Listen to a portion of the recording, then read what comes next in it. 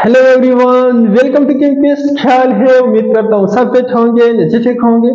एक new video में एक न्यू कॉन्सेप्ट में आपके सामने हाजिर है। ऐसे पिछले वीडियो में हमने पढ़ा था अबाउट बॉइलिंग पॉइंट के हवाले से। बॉइलिंग पॉइंट क्या है और ऐसे कौन कौन से फैक्टर्स हैं जो कि बॉइलिंग पॉइंट को इफेक्ट कर सकते हैं। आज की वीडियो में हमने पढ़ना है सरफेस टेंशन के हवाले से। सरफेस टेंशन क्या है और इसके मुतालिक ऐसे कौन से फैक्टर्स हैं जो कि सरफेस टेंशन को इफेक्ट कर सकते हैं। आप लोगों ने कभी गौर किया है कि जो लिक्विड का ड्रॉप है, लिक्विड ड्रॉप स्फीरिकल शेप में क्यों है, कोई दूसरा शेप उसका क्यों नहीं है? या वाटर के सरफेस के ऊपर जब कीड़े मकोड़े हशरात वाक करते हैं तो उसमें डूबते क्यों नहीं है? तो आज की वीडियो में हमने सरफेस टेंशन पढ़ना है और उसके मुतालिक जो मैंने कहे वाटर ड्रॉप क्यों स्फीरिकल है, इसका रीजन हमने फाइंड करना है। मैंने कुछ डेफिनेशन लिखी है सरफेस टेंशन के हवाले से कि the amount of energy required to increase or stretch the surface area of a liquid by a unit area is called surface tension। दूसरा definition जो मैंने लिखा है the property of a surface liquid to remain at a minimum surface area, and जो third definition लिखा है the force in Newton applied perpendicular per unit length। इन सब को हमने one by one explain करना है। चलो फॉर एग्जांपल ये कंटेनर है और इस कंटेनर में लिक्विड मॉलिक्यूल्स हैं। देखिए दरमियान में एक लिक्विड है, ये मॉलिक्यूल है। सपोज अगर हम देखें तो यहां पर ये मॉलिक्यूल इसको अपनी तरफ अट्रैक्ट कर रहा है, यहां पर ये दूसरा मॉलिक्यूल है इसको अपनी तरफ अट्रैक्ट कर रहा है, ये वाला मॉलिक्यूल अपनी तरफ अट्रैक्ट कर रहा है, ये वाला मॉलिक्यूल अपनी तरफ अट्रैक्ट कर रहा है। मतलब कि दरमियान में बीच में जो मॉलिक्यूल मौजूद है चारों तरफ से उस पर जो फोर्स लग रहा है वो क्या है? नेट फोर्स उसका जीरो है।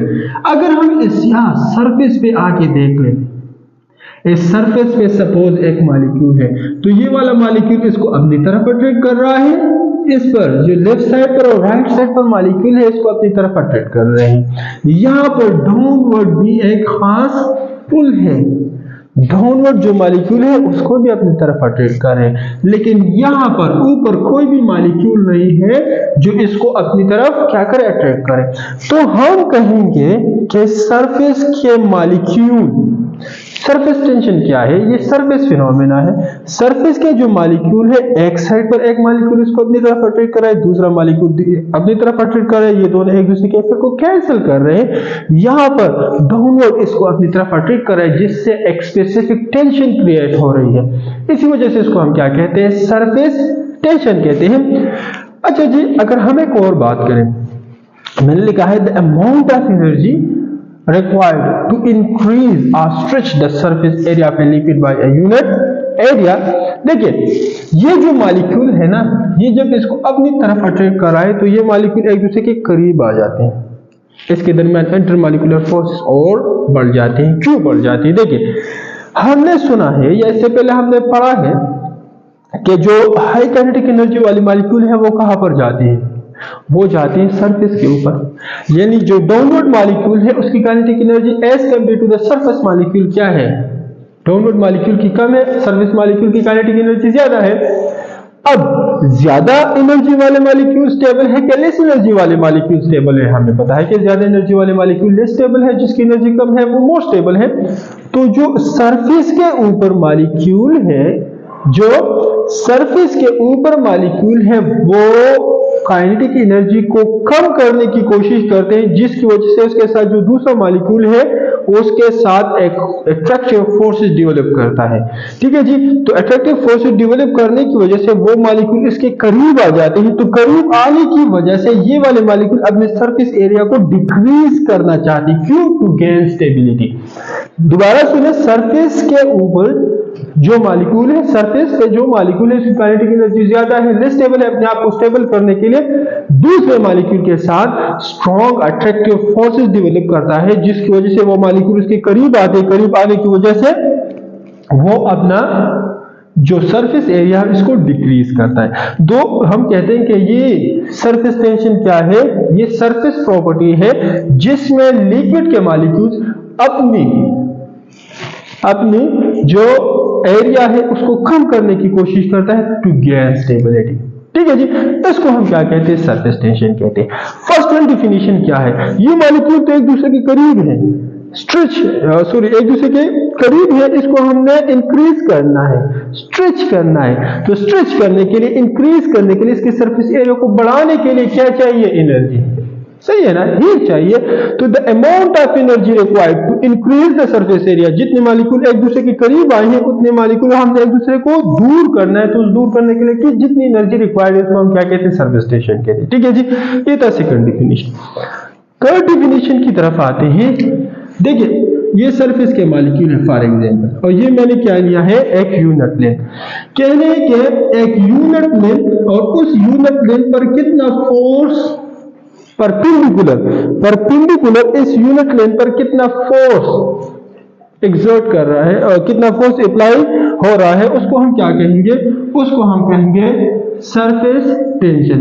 इसको हम या इस आर इजीटा से रिप्रेजेंट करते हैं या हम सिंपल एस से भी रिप्रेजेंट करते हैं। ठीक है जी, तो इसको हम क्या कहते हैं, सरफेस टेंशन। चलो एक और एग्जांपल लेते हैं। फॉर एग्जांपल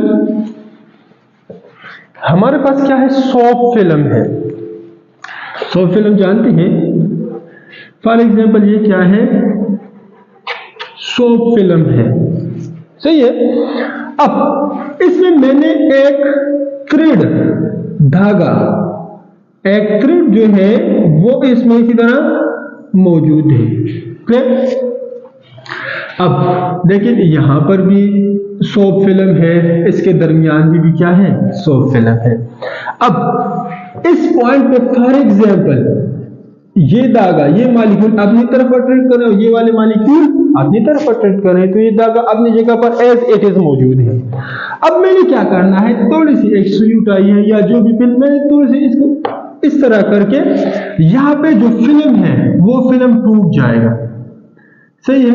लेकिन इस धागे का, इस जो सोप फिल्म इसके साथ फोर्स ऑफ अट्रैक्शन मौजूद है, यहां पर तो खत्म हुआ है।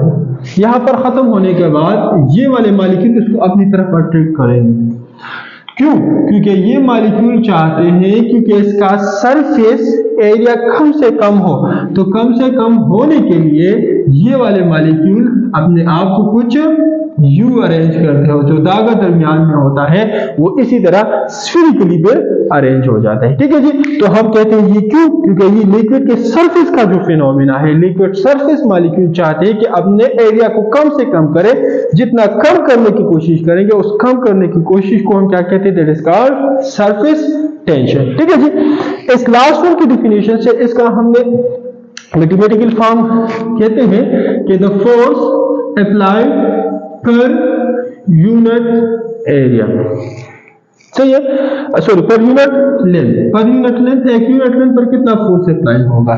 तो इसे यूनिट भी निकाला है, तो इसका यूनिट क्या है, फोर्स हम न्यूटन में लगाते हैं, एंड लेंथ हमारे पास क्या है, मीटर। तो सरफेस टेंशन का जो यूनिट है वो है न्यूटन पर मीटर, न्यूटन पर मीटर, या आप सिंपल लिख सकते हैं newton sorry joule per metre square भी कह सकते हैं।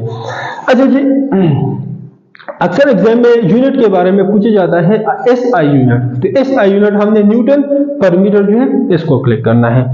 वीडियो का लेंथ थोड़ा सा ज्यादा हुआ है, इंशाल्लाह नेक्स्ट वीडियो में इसके फैक्टर्स पढ़ेंगे। वीडियो को जरूर लाइक करें, शेयर करें, चैनल को सब्सक्राइब करें, जो भी क्वेश्चन है पूछ लिया करें। मिलेंगे नेक्स्ट वीडियो में नेक्स्ट कंसेप्ट के साथ, तब तक के लिए जय हिंद, अल्लाह हाफिज़।